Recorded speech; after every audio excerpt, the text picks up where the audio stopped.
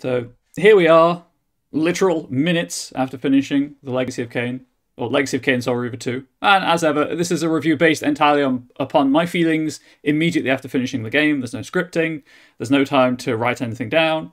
It is what it is.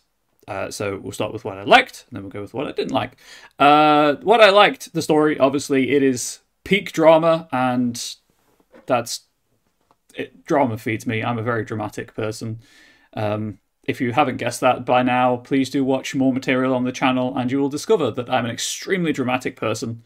I'm a huge fan of melodrama and gothic literature, or themes. I don't read that much gothic literature, mostly because a lot of it is just kind of dealing with the same stuff over and over and over again, so I try to space it out and relish it when I do. But gothic melodrama.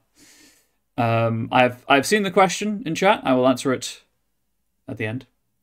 So I like the writing, the voice cast, as with Soul Reaver 1, and to some extent Blood Omen. Fantastic. They did an incredible job. Art design, again, pretty good. A few of the bits, a few of the artistic choices with puzzles and things could have done without, particularly the light puzzle, the light Reaver puzzle in the Fire Shrine, Fireforge, whatever you want to call it, where you had to hit the crystals at the same time.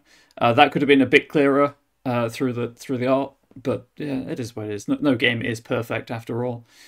The soundtrack, fantastic, just so good.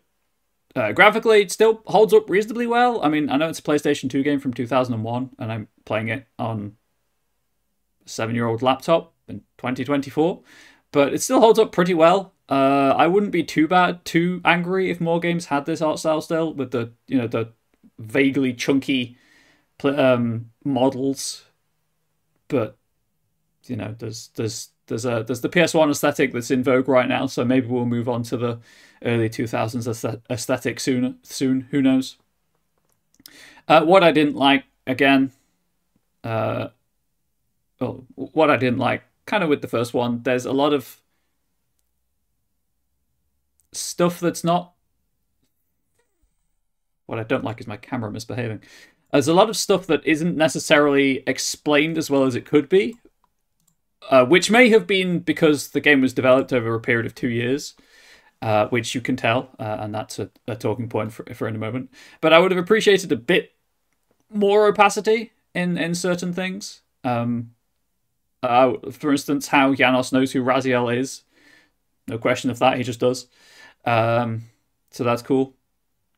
I can only hope that the lingering questions around Janos's people, Raziel's ancestors, I guess, and the original pillars and the original 10 guardians of the pillars being vampires, and questions like that being answered about what's up with all of that. But there are 2 more games in the series, so to get through, so maybe they will be answered. As I mentioned, the game was made in 2 years, and you could tell every plot point is one plot point's at one end of the map, and then the next plot point is at the other end of the map, and then you just keep alternating between map ends, getting further each time as you unlock abilities and end up in new time periods, which, again, was made in 2 years. I like Dragon Age 2. I can't really complain about this for doing pretty much the same thing, but they just could do less because less budget, less resources, less hardware capability. So I'm not too angry about it. If the game had run any longer, I feel like it would have been a bit of a stretch. But maybe that was also because I was running past all of the combat that I could skip, because the combat was awful because it was a 2001 PS2 game. Answering the question before delivering the review score, however, does finishing SR2 affect your scoring of SR1? Not really. I mean, yes, it's nice to get the answers, to get some more answers, but they also raised more questions.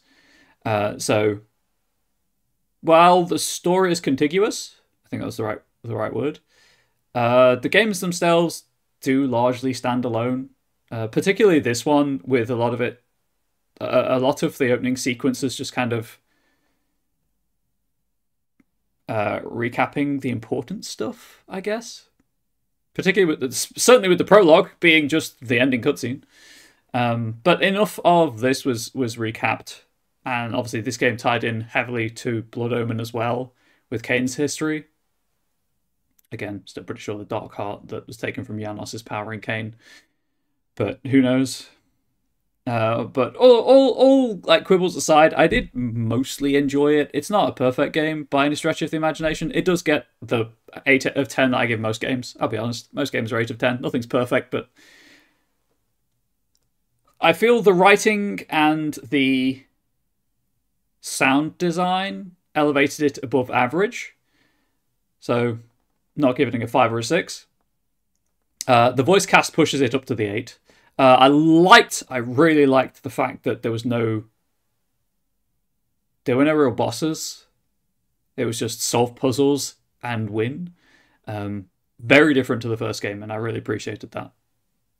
Maybe I don't know why they chose to do it that way, but I'm glad they did. So that's what pushes it up to that 8 of 10 for me. I am excited to get around to playing Blood Omen 2. Will not be for a while, those of you who are on the channel for the Legacy of Kain content, unfortunately.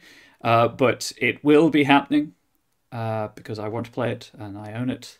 Again, thanks to the incredible generosity of a community member.